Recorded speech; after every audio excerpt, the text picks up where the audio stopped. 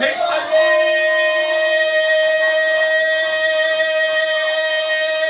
Ey sözümü sallan direği.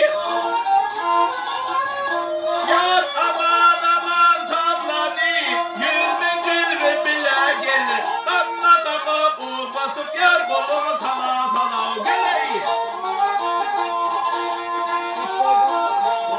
İtoğdu gibi sultanları sözler şirininde gelir. Kadını giyin ey dostu beytünden şirin güle gelir. Kulluğundan ciddi temeyimin garip bülbüle geley. Hey büdünürüm soğuk sen kıya kıya bakar sen. Altın kümüsünlere kardeşine bakar sen. Yar gönlünü bilin baş koşuyup çağırın orada yakar seni. Tutturma onu toruşu bir yuvana çıkar seni.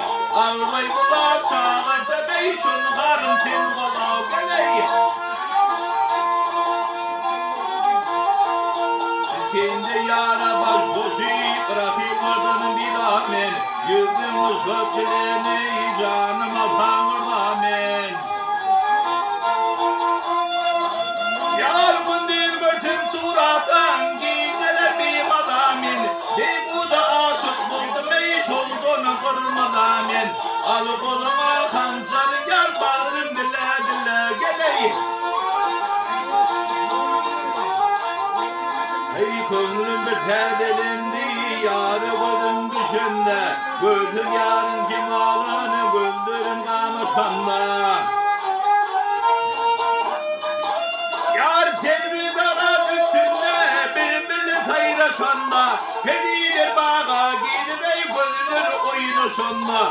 Min bozum garip aşık eytin şatenim bolav geley.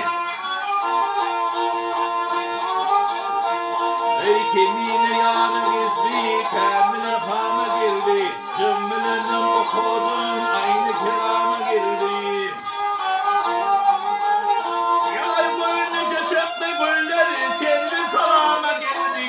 Bu tülümün akiri yar tülüm tamama geldi. Yarın vakfın yazalım o dövlet kalan.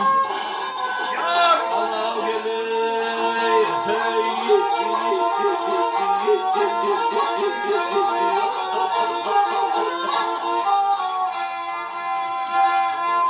Yarın vakfın yazalım o dövlet kalan. Allah gelir Allah gelir Allah gelir.